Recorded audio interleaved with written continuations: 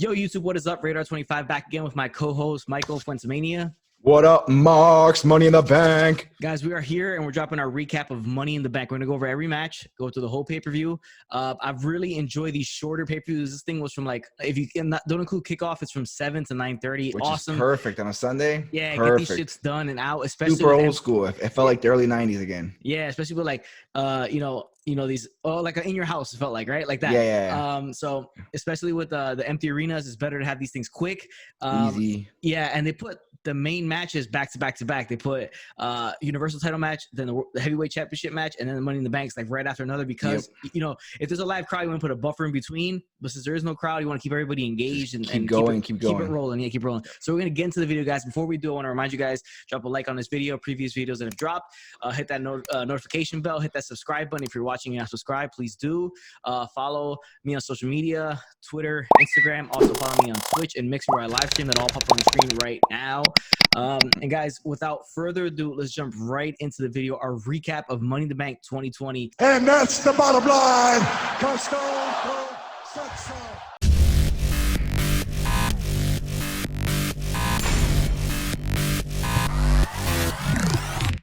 Guys, the kickoff show for Money in the Bank, we thought was supposed to be 2 matches, but it ended up just being 1, and it was Cesaro versus Jeff Hardy. They got a lot of time in this match, and I thought it was a really good match.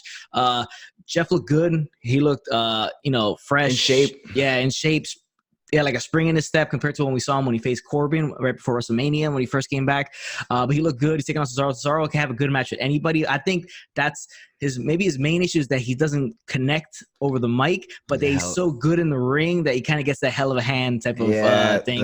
The infamous, you don't want the hell of a hand. Yeah. It's just something you don't want because you're never really going to get much of a major push. You just have matches. It's a shame because he's so good. He is so good, but sucks. Decent match. Actually, really good match. I enjoyed it for the kickoff. I wasn't expecting much, and they did a really good job. I mean, they get a lot of time, too, so it was good. And it's good to see Hardy. Hardy does get the win. His swanton gets the win, but it was a very physical match in terms of Cesaro really being the powerhouse of the match, and then Jeff Hardy, showing his spurts and all that stuff like that. If there was a live crowd there would have been this is awesome chances how good the match was. Yeah. But it's a kickoff match, so it is what it is. I guess they're biding time to have him versus Sheamus, Jeff Hardy versus Sheamus. So let's see what happens with that. But this is a good match to start the show off, or even as a kickoff show, but a really good match to start off the show. Yeah, I agree. But it being a kickoff match is not a lot to write home about in terms of stakes. It's just a solid match overall, and enjoyed the chemistry between Hardy and Cesaro. But Cesaro, like I said, can have a good match with anybody. So yeah, guys, the next match on the show was the Fatal 4-Way Tag Team match for the SmackDown Tag Team titles. It was New Day, Forgotten Sons, Lucha House Party, and Miz and Morrison. I thought this match was gangbusters from the start. Yeah, it was great. All over the place. I enjoyed it. And the best part is these usually are a big old clusterfuck, and this was a clusterfuck, but everybody got their stuff in. Yeah. Everybody looked good. Everybody had their shine. We had some good moves. That Morrison move where he took, I think it was Grand Metalik, and just did the fly out of the out of the ring right into the big crowd of guys. Yeah. That was awesome. That was an awesome spot.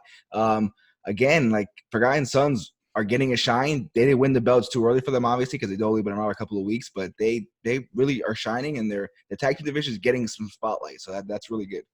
Yeah, okay, so New Day retains in this match. They are getting some spotlight. It could be because of the fact that the Revival left because of that fact that they're probably just kind of like, all right, fuck you then. We're going to start showing the spotlight since you guys left. Yep. It's kind of a spiteful thing WWE tends to do. That's what Jericho did. I mean, on the Jericho podcast this past week, they were talking about that. The reason why they left was because the belts didn't mean anything, and the tag team division was a joke. And I guess now they're just like, hey, guys.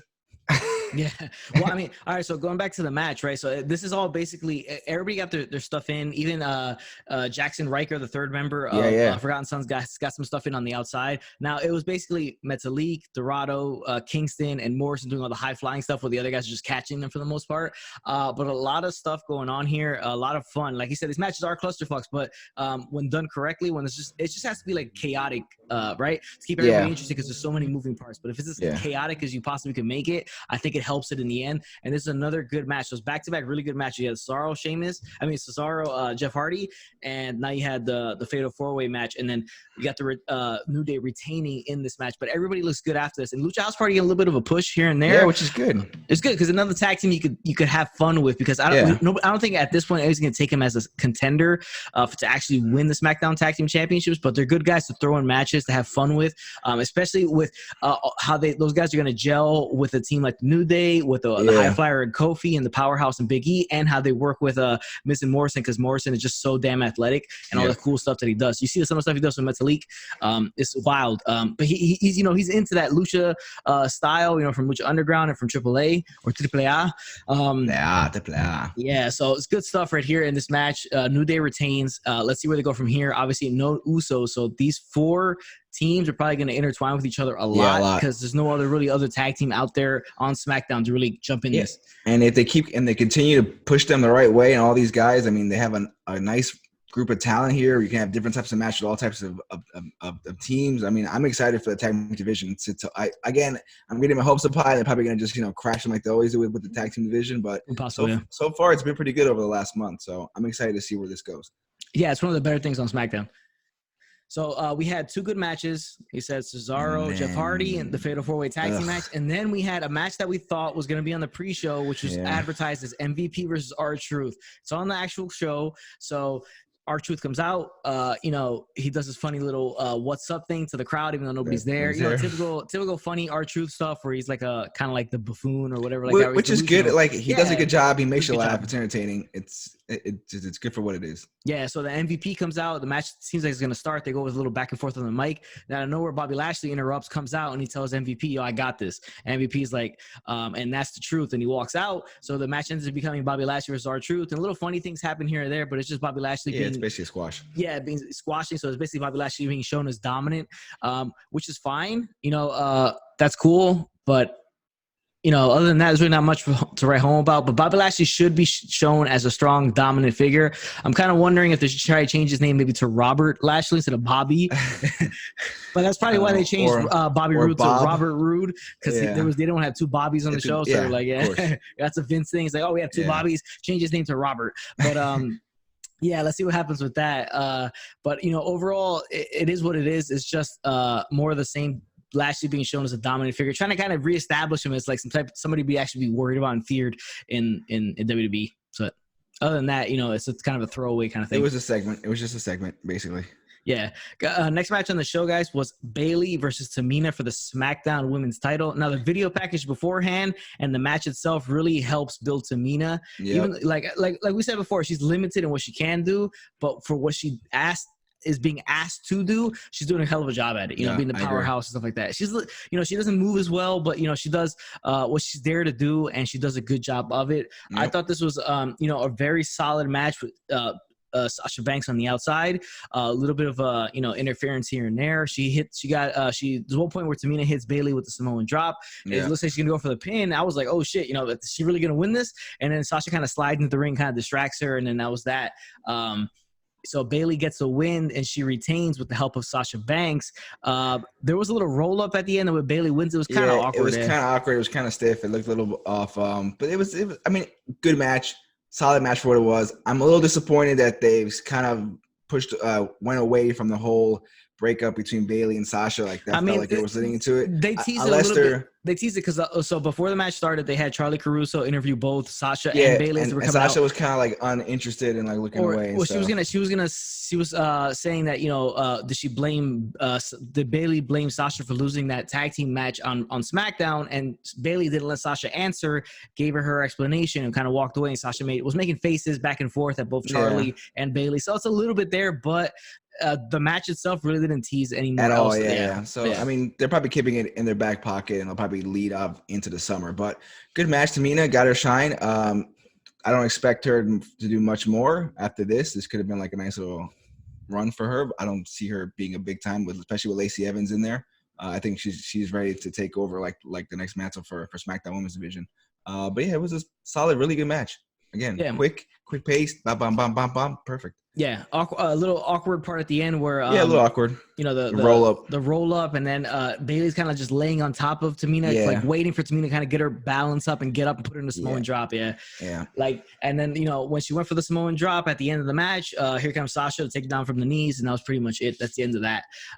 But yeah, it's probably Tamina. I mean, what I hope is that Tamina isn't a person they just kind of throw away after this. Maybe she'll stay in like a little bit here and there and show her as still something, to be feared in the women's division, because it's another piece you could play with, and you need more pieces to play with in the women's division. Yes. Yeah. Guys, next thing on the show was Braun Strowman versus Bray Wyatt for the Universal Championship. Braun Strowman being the champion. It was funny just to see Bray Wyatt in the sweater wrestling. Yeah, tight-ass short sweater that kept rolling up to his boobs. Yeah, so it's a funny thing. But, I thought this match was a good solid match for the way these two guys are. They're not like it's not Brett Shaw and it's not Angle, it's not Chris Benoit. It's not gonna be like a 60-minute like match where it's like nonstop. A clinic. It's Okada Omega. It's gonna be not gonna be that. It's gonna be quick spurts of hard hitting offense. Yeah. There was a lot of dialogue in between back and forth, so it was good that the crowd wasn't there, because it's playing a lot of like the game that Bray is like, come back home, I'll take that burden away from you, meaning the title and all that stuff like that. There's one point as to when Braun Strowman gets knocked out the ring and he appears with the black sheep mask on. This is an interesting moment because Bray's super excited about this. He says like, I told him that you would, like, basically talking about the Fiend. Like, he told the Fiend that you would come and join me back again so that he wouldn't have to unleash the Fiend on Braun Strowman. So Braun Strowman comes in the ring with the mask on, and they both get on their knees and do like the arms wide open, and then they embrace. But it was all mind games from Braun Strowman. He breaks the mask, stomps on it, hits the power slam, and pins Bray Wyatt. And then as Bray Wyatt is sitting in the corner staring at Braun Strowman, you see the cuts in and out of the Fiend. So meaning that the Fiend's going to have to make his appearance to take care of Braun Strowman. Also during this match, there's a lot of the puppets from Firefly Funhouse. Yeah, Fun of the Rings. This was definitely just the beginner of the match. This is like to get the story kind of rolling to like into the next chapter of the story. This is really what this was. It was a place setter for everything else that's going to happen. It was solid. Again, you expect two big bruisers to just big and bruise, and they had a good stop. That fun table spots and with the announcers table. Good match. I'm excited to see where this goes between the Fiend and Strowman and all that stuff. I think at the end of the day, the Fiend will retain. Will take his title back. But not really good. For Strowman's first pay-per-view as champion, he did a great job. Told the story well. I think it was perfect for him and Bray. They have the storyline. They're kind of his mentor and stuff. So it was a great way to start the feud proper. So I enjoyed it. Very good match.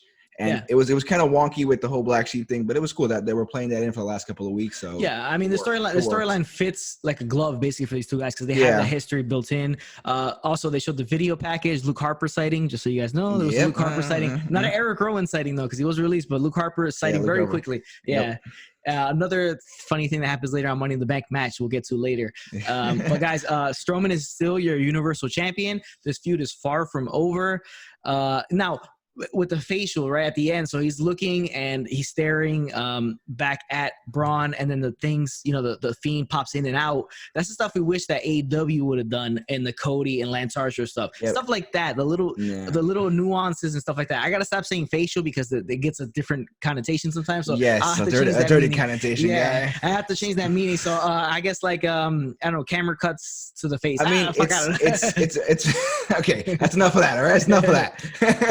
No, I think for sure, like, again, Kevin Dunn, Vince McMahon, they've been doing this for 30 plus years, and they know what they're doing complete from, they know it all. They know how to get the tricks of the trade, the right camera shots, all that stuff. Where AEW is still learning. They've been around for all of like 10 minutes. So they're still working, and we have to give them the benefit of the doubt. Those spots, Those spots. That was cool. The way they did that, him staring back at Strowman and the Fiend popping in and out, just giving you a hint that Fiend, he's gonna have to call on the Fiend to kind of take care of this because he couldn't get it done, and he couldn't by himself bring Braun over back to Bray Wyatt's side.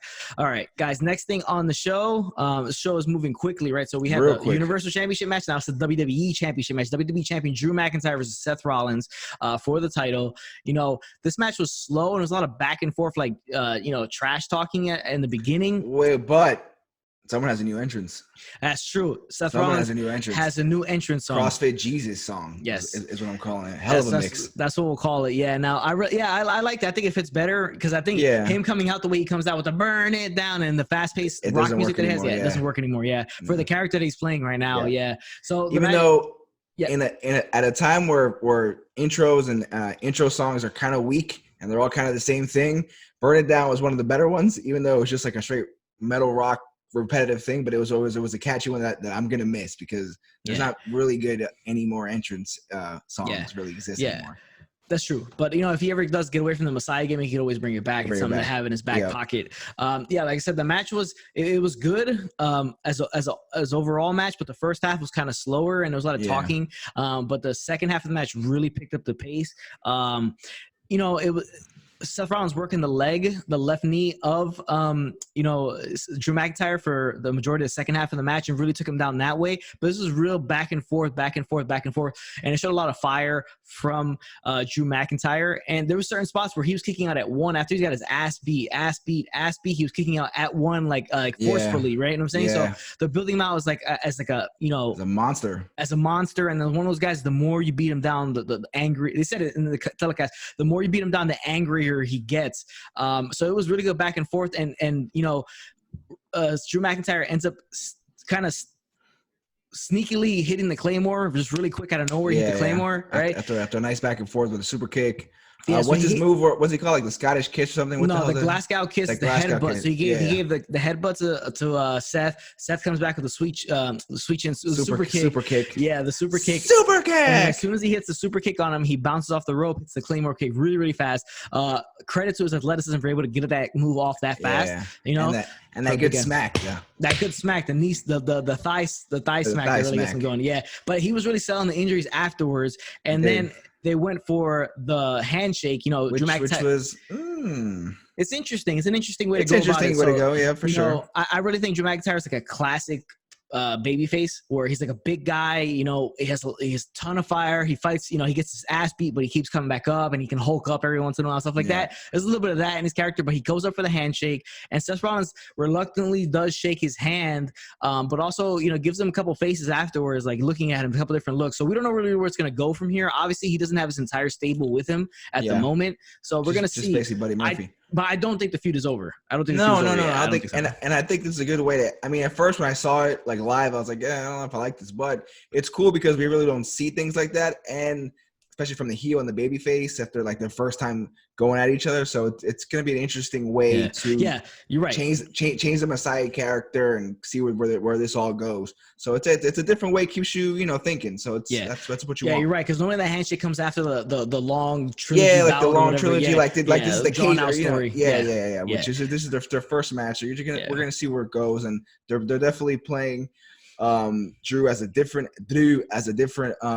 baby face, a different type of a baby face, where he's like the big powerful man, but he's also like that face back there. You see that face right there? Yeah, face back there. Kind of like that. But I did like the ass beating that he got in this match because it puts some adversity on him. Easy for you to say. Easy for me to say. Yeah, adversity on him. Now, like it would help if the other guys were involved, the rest of the stable of the Monday Night Messiah stable. Buddy Murphy and the AOP. That would help because it would put the odds against them. But either way. The right guy won the match, and it was an interesting way to do the handshake at the end. But we'll continue to see where this builds from here. But before we get off this match, obviously Drew McIntyre retains the WWE Championship. I want to commend Samoa Joe on his commentary during this match. I think he did a tremendous job. I really enjoyed the commentary. That's one of the things that stood out the most out of this match. To be honest with you, was the fact that the stuff Samoa Joe was saying and the little. Little analogy he was making, stuff like that. I really enjoyed it. And shout out to Samoa Joe for a tremendous job on commentary during this match. Joe. All right, guys. So we are going to jump in now in the main event of the main event, and it was the Money in the Bank matches, both men and women, that took place inside WWE headquarters. And there's really only one way I can describe the way I felt about this match. Wonderful. And that's the honest to God truth. I thought it was a wonderful, wonderful match. I thought it was hilarious. I thought it was I thought it was entertaining as all hell. Yeah. And Yeah, go ahead. What do you say? No, what do you say? Okay, so it was super entertaining, right? But there was, like 1 or 2 spots I thought were kind of corny, but for the most part, I thought it was fun, entertaining. Another one of those cinematic matches that they've done, Boneyard, Firefly Funhouse. This was more of like a comedy turn on it, because a lot of the stuff was comedic, a lot of stuff was funny, and stuff like that. They just had fun, man. They were just having fun, and they were just let's just be entertaining. Yeah. We're all kind of in a shit situation where we have to change the way we're entertained because there's not much we can do at the moment. So they just did it right again. Like, they just made this crazy out of the loop nowhere match and made it so much fun. Like, I freaking enjoyed it. Like, I want to watch it again. After we're done, I'm going to watch it again because it was that much fun. It was that good. And Carmella won the night. Okay, that was Corey Graves, though. Lucky man. Yeah. Corey Graves. Do that again, because that was woo. Corey Graves is a lucky man. He's a lucky man. Okay. Yes. Okay. So let's get into the match. All right. So it was an interesting start to the match, right? So I was kind of wondering, were they going to have like entrances and whatnot? So it was funny because the women started in the lobby, so they all made their kind of funny little entrance, and then the men started in the gym that is on inside Tower. I believe it's on the 4th floor, if I'm not mistaken, by the way the layout when they were running around. I think it's the 4th floor, because I noticed when they went from there to the elevator spot, they said 4th floor. I'm not sure, whatever. Right, well, I've never been hell of an observer. Correct me if I'm wrong, but I think it might be on the 4th floor. So match starts. They start brawling. I thought it was hilarious when the men were in a circle and they were, before they were starting the match, they were just talking a bunch of shit to each other. You know what I'm saying? I thought that part was hilarious. But amazing gym that they do have in there in the facility. Crazy gym that and they just love breaking the glass in the goddamn mirrors in those gyms. We'll get to that. Okay, so the women start in the lobby, and then they're waiting for Asuka, and Asuka kind of shows up like she's above them on the little perch that's there. Blah, blah, blah, blah, blah, blah. She dives off and knocks them all down, and then she just, from there, she goes right to the elevator, and she goes up, and they all start chasing after her. Yeah, so the men are brawling for a while inside the gym, and then Baron Corbin does grab a weight, tries a 45-pound plate, tries to throw it at Daniel Bryan. He moves and he breaks the glass, which I thought was funny the way he stared at it. I was like, I got 7 years bad luck. I broke a mirror. Like, I was like, what's wrong with you? Get over it, bro. I'm pretty sure he was probably worried that Vince was gonna be like pissed off with him at that point. Like, Vince is gonna bury me now. You son of a bitch. Yeah, because he broke it. This is my pride and joy. There's a lot of brawling going on in this one spot. The funny part of the men's part was that in the gym, Otis and AJ Styles are brawling back and forth. They go over to the Olympic platform where they do Olympic lifts, and there's a barbell already set with weights on it. Of course, like stacked. It's stacked. Yeah. So he drops AJ down right there on the platform, clanging and banging. Here comes Otis, grabs the barbell, deadlifts it up, and just drops it around the chest, or places it down the chest of AJ Styles. But the thing is, like, AJ, it's obviously like not touching him, and it's just like it's like, dude, like, okay, move on, we get it. Well, like, okay. And then he's like begging Rey Mysterio, like, Ray, come on, help me, bro, help me. And Ray's like, nah, I'm good. Fuck that. So they all start running through, and then this is when it gets interesting, because we have our first cameo, and they're running past the bathroom, and then Ray's the last person to run past, and for some reason he decides to stop at the bathroom and look in, and we see none other than because he heard the toilet flushing. So that was like, why the urinal. So he heard like, who's in there? Yeah. So we heard the toilet flush, and then none other than the infamous Brother Love is in the toilet. He was taking a piss. He comes out. Or shit. We don't know. Yeah, we don't know. Ray looks at him, and then he says to Ray, I love you, obviously. And then Ray smiles at him. He's like, I love you too, but I got to go. So he runs, and then they show him wash his hands or whatever, and that's it. Yeah. So they keep running around. There's a lot going on. They cut to the women. They're in like a random corridor in front of an office. They start brawling. They go into the office. It's a small boardroom. And they start fighting. Now, in this boardroom, it's Shayna Baszler, Nia Jax, Carmella, and Dana Brooke. Yeah. Now, they start fighting. Dana Brooke hits Nia Jax with the chair. They tease a lot of Nia Jax and Shayna Baszler, right? They tease a lot. Yeah, they tease like a lot of standing, like stare downs, stuff like that. So that happened. For some reason, there's a briefcase filled with cash hanging above the desk in that small boardroom. Dana Brooke grabs it, and she thinks she has won. And then out of nowhere, Stephanie McMahon shows up and says, Dana, that's the wrong briefcase. You gotta go to the roof. And she says, this is the Money in the Bank boardroom, ladies. Yeah, the Money in the Bank. So they decide to have a briefcase full of money. Which if you have it, if you name your boardrooms after different events, I mean, you might as well decorate them. I like the idea. I think it's creative. Yes. I think it's creative. So at this point, she's like, "Oh shit, I fucked up. Whatever. I'm a dumbass." Yeah, I'm a dumbass. And here comes Carmella grabbing her Money in the Bank victory picture. Yeah, victory picture and slamming it over Dana Brooke's head, which I thought was funny and campy and corny, but I thought it was funny. After this, we end up seeing Paul Heyman. That's what we end up seeing. We seen the Paul Heyman stuff in his face at a buffet table, random ass buffet table. Yeah. Now, oh no, wait! Before we get to this, before that, what we had was AJ Styles searching for Rey Mysterio, right? Because Rey Mysterio left him hanging, right? So before Paul Heyman, Rey Mysterio leaves AJ Styles hanging. He starts searching for Ray, right? As soon as he walks down the hallway, what do we see? Is a big ass poster of Roman Reigns on the wall from WrestleMania. Yeah. Now, this is funny because everybody's been saying that they've cut Roman Reigns out of video packages, and they're erasing him right now because they did it on purpose. They did it on purpose because everybody was talking all this shit, thinking they know, thinking they're saying that that he's in a bad spot or whatever the case may be, speculation like crazy, and they put his face front and center right there. Goddamn IWC, always starting trouble. And then always starting trouble. AJ's looking around, he sees a big ass poster of Ray, and he punches it. Stupid fucking thing. But then and then he ends up turning the corner and he ends up getting scared because he sees a poster of The Undertaker. The man that killed him. Yeah, the man that killed him. So he's all scared and acting scared. And then he's looking and then he starts walking. He's looking for Ray. He opens his room right next to the poster. For some reason, it's a dark purple room. What do you mean for some reason? Of course. Why wouldn't that be in there? A purple light and a casket and a smoky ass room? And an urn. Why wouldn't that be in there? So that's obviously Taker's office. Obviously. He has his own office now at office space. Yeah, his own office space at WWE headquarters. He opens the door and then he starts getting the flashbacks of the Boneyard match, stuff like that. Then Aleister Black attacks him and locks him inside that room.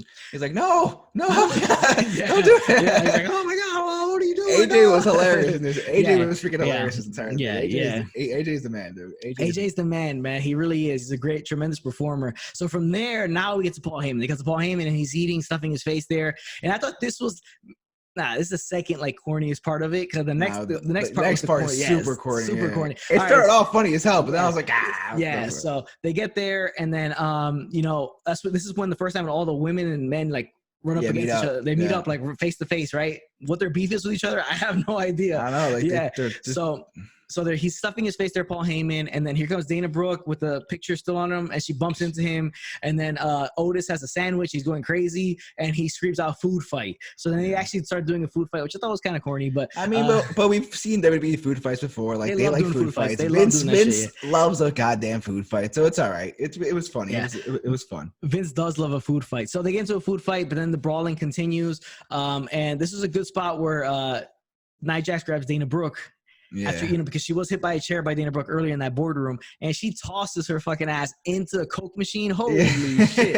I thought she was going to break when she threw her ass there. She grabbed her by the neck and just tossed her ass. Now, there was funny a face-to-face between Nia Jax and Otis, and I cannot believe that they're the same height, basically. Yeah. I mean, Nia's a big – well, they had they build their weight and everything as they were coming in, and I think it said Otis is 5'11", 300 pounds or something like that. Okay. So he's a big boy, but about the same height. And then from here, Otis steps into the cafeteria, and I started cracking up because he's like, oh yeah. It's like just sees pie. It's like all the candy and the pie. It was like desserts. So I was like, because you're in the middle of the biggest match of your life, and of course you're thinking about hungry, food. Yeah. So this is what happens right now is the corniest part of the entire match, and Otis grabs a pie, and then all of a sudden somebody pulls up right next to him, and it's fucking Johnny Ace, John Laurinaitis on a little scooter car. But why is he on the scooter? Is he like a paraplegic now or something? No, I mean that was his thing back then when the people power shit. So he says people power, and then he gets hit in the face with a pie and falls. It was corny. It was what it was. It was just another person to throw in there. Yeah. So eventually they continue a brawl. They get inside elevators and they come out and they start brawling in like an interesting little area where there's two sofa chairs and there's like a ring rope around it and the steel cage. They start brawling in there.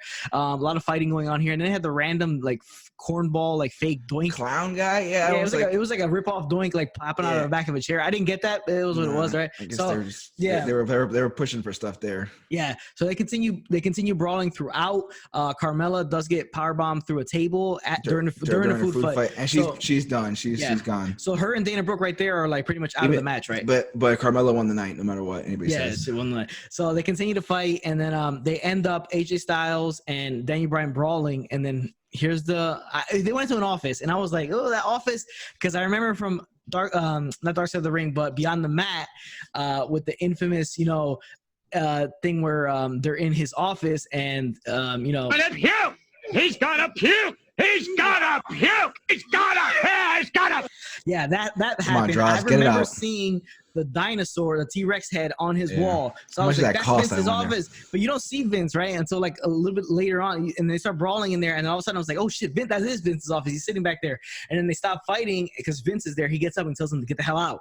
And then him and Brian, like, pointing fingers, like, oh, I'm sorry. It was him. It wasn't me. And then AJ's like, oh, okay, we're leaving. And then he goes back, oh, let's get the chairs. And they fix the chairs for him, and they walk out.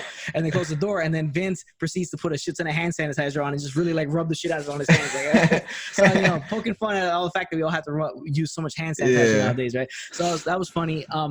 Then they're fighting on the outside, and they continue to fight. It continues to go on. That is the last cameo that we do see. The women are fighting in a hallway. This is where Shayna Baszler gets taken out because she gets, like, choked and thrown into a wall by Nia Jax. Well, I'm not sure how I feel about that. Shayna Baszler being taken out at that point and not being actually going for the briefcase. We're like, I just want to go back to when Shayna, where they're in the food fight and Shayna just chokes out Rey Mysterio. And I'm like, damn, why is she picking on Rey? Why is she picking on Rey? And then all of a sudden you get the two biggest people in the ring, and they just like squish them like cartoon style sandwich. And we just like, poor Rey, he got choked out. He did get choked out. Yeah. I was like, damn it, Shayna, leave him alone. What is he doing to you? Like, I forgot about that. Yeah, she did. He's not in your match. What are you doing? Yeah, that was funny. I was like, oh shit, what the hell's Rey getting choked out? He got sandwiched between Otis and Nia Jax. Yeah, so that did happen. So I back to Shayna Baszler gets taken out. Don't know how I feel about her getting taken out at that point and not being actually on the roof. So they continue to brawl. The only 3 women make it to the roof, and that is Asuka, Lacey Evans, and Nia Jax. They continue back and forth on the roof. I do like the setting of the roof, the way it looks. I think you should do a full show there, like a full SmackDown or Raw on the. Yeah, I don't see why not. I think that'd be pretty cool. Yeah, that'd be pretty cool. So they do that. They start brawling. Yeah, they start going back and forth. Each trying to get the briefcase. Asuka goes up. She's about to grab it, and here comes Baron Corbin, the first man to make it up there. He climbs up, and for some reason, he's fighting with her, even though he could get his own briefcase, right? Yeah, he's like, you get it, and then I'll get mine. Like, I don't understand what the problem was. And he's like, no, grabbing her, and then stupid ass Baron Corbin. She punches him, and then kicks him in the head, and he falls off. And then Asuka is your women's Money in the Bank winner, which I'm cool with. I'm totally cool with. I'm fine with that. That's fine. I kind of wish Shayna Baszler would have been at that point though. And so she will probably take on. She's on SmackDown, correct? She's on Raw. Is she on SmackDown? No, is she on Raw? She is. No, yeah, you're right. She's on Raw, correct? She's on Raw. So she will take. Facts right, bro. So she will take on Becky Lynch for the most part, right? And they may have spoiled this before because they did a promo for tomorrow night's Raw, and they said Becky Lynch will be there to confront the Money in the Bank winner. So they pretty much said that a Raw person was going to win it. Oh, yeah, you're right. At that point, right? It's like it kind of blew it right there. But, whatever. So then the women were done, and then all the women leave or whatever, and then Baron Corbin gets back in the ring. Here comes Otis, shows up. And he like trips. Doesn't he trip getting in the ring? He like trips a little bit getting in the ring. But then we get to I'm not a fan of this whole he's too heavy to the ladder because he's stomping hard as shit on that rung to break it, right? Yeah. He's like stomping on it. I thought it was kind of dumb, but whatever. Well, so he is the Village Illy. He doesn't understand that. So then all the guys start getting in the ring. So all 6 guys are up there, and then interesting, where Baron Corbin, I guess he's a mass murderer now because he killed Aleister Black and Aleister Black off Titan Towers. Building. Yeah, just straight murdered him. And there was a fun, it was kind of funny. To be honest with you, I'm not really sure how they worked it, but he grabbed Ray, he tossed. I wasn't expecting him to toss. He tossed his ass over, and then he grabs Aleister and does the same to Aleister Black. Yeah, I like nothing. Like it was like, all right, whatever. Like let's keep going. I killed 2 guys, but whatever. Yeah. So Kobo hauled those motherfuckers. Yeah. Now it's 4 guys left. It's Baron Corbin, Otis, AJ, and Daniel Bryan. They continue to brawl, and then it looks like it's gonna be either Baron Corbin or AJ that grab Money in the Bank because they're both up there grabbing the briefcase. Here comes Elias, who we thought was done forever because Baron Corbin took him out, hits Baron Corbin in the back with a guitar. So he falls off. AJ grabs the briefcase but fumbles it and it flies perfectly into Otis's hands, laying down there. Yeah. And Otis wins, and Otis is Mr. Money in the Bank. This was super, super surprising and interesting, and an interesting way to have the match end by somebody fumbling it, and then because the guy at the bottom catches it. It was it was the immaculate reception all over again. That's So what it was exactly. Yeah. So it was good. I called this too. I said it. Hey, Otis might win, and you were like, "He ain't gonna win," but no, he's gonna win now. It's recorded, and we can go back a couple episodes. So, but it's cool, man. It was a fun night. It was a weird, ridiculous, all over the place match. It was just like we've never seen it before. So why not have Otis win? Why not have the guy that's been, honestly, the number one guy in SmackDown for the last 2 months? Yeah, if we're being honest. But look, now I'm wondering where they're gonna go from here. I don't think they're gonna give Otis really like a singles push, but maybe right now AJ does kind of have a claim towards it because he did have it in his hands. Yeah. So he can't make the claim. Maybe challenge him for it. But he's a Raw guy, and this guy's a SmackDown guy. Yeah. So I don't know. But do you really see like Otis cashing in on a Braun Strowman or like the Fiend at Mania? Just like you just hear it. He's coming. Oh. that would be kind of interesting, and then I want to see what they do. Yeah, I mean, I don't know. I kind of would like to see. I kind of want AJ to win because I think AJ looming over like a Drew McIntyre or Seth Rollins feud as like he can cash in anything. I think that would be kind of cool, and I think it would work all right. But let's see where they go from here because now Otis is your Mr. Money in the Bank. Asuka obviously Miss Money in the Bank, and she will obviously take on Becky Lynch. So we're gonna see what happens tomorrow night on Monday Night Raw. What AJ Styles has to say because he did have it in his hand and he fumbled it, and Otis grabbed it, caught it, and he's Mr. Money in the Bank, guys. But that was Money in the Bank. Minus the R-Truth match. Funny thing R-Truth said is that he's going after his 24/7 championship, and he said that he's going to sack Tom Brady because he said Tom Brady had it, but it's obviously Rob Gronkowski. I mean, but they're teammates again. It's fine. They're back in Tampa, so something's going to go down here. Maybe training camp, or yes. We'll see what happens. But maybe Tom Brady's going to do the 1, 2, 3 on his buddy Gronk. Could be. TV12, Tampa Bay, whatever. Yeah. But why not? The one thing I have a complaint about, Michael Cole with like, it sounded like 2K20 announcing. It was like, oh, and here's your winner. Yeah, he had no emotion. No emotion. He felt like he was embarrassed by it, basically. I was like, are we serious? Like, are you just back because they didn't have an announcer for the day? I enjoyed the music in the background. I felt like, I don't know, I was playing No Mercy, WWF No Mercy. I liked, you're right, the music. Yeah, they put music throughout the whole entire event and, the whole entire match. And it was good. I liked that they switched the music around and all stuff like that. Michael Cole, some energy. God damn it. We just had the Money in the Bank. You're just sitting there.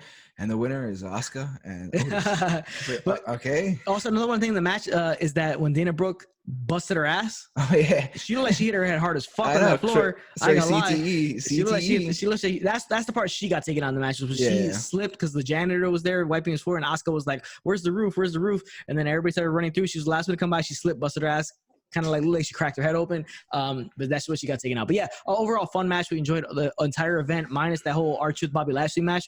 It was solid, short, nice and sweet. We like it like that, guys. I like it.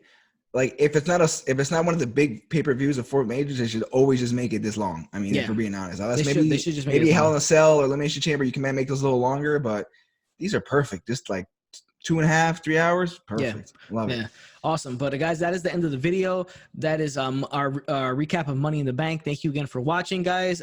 Remember, something to watch is The Last Ride. Not The Last Dance, but The Last Ride. Watch both though, because you can watch both. Yeah, they're awesome. There's nothing else to watch. But like tonight, I don't know which one I'm gonna watch. The Last Dance or Last Ride. I don't know what to do. Which Last Dance do I do? I don't know. Pick one, I guess, right? I don't know. But yeah, stay tuned for that. Watch that. Episode 1 drops. It's live right now, so watch that, guys. But that's the end of the video. Remember, guys, if it doesn't work your boat, do not do the job. Later, Marks.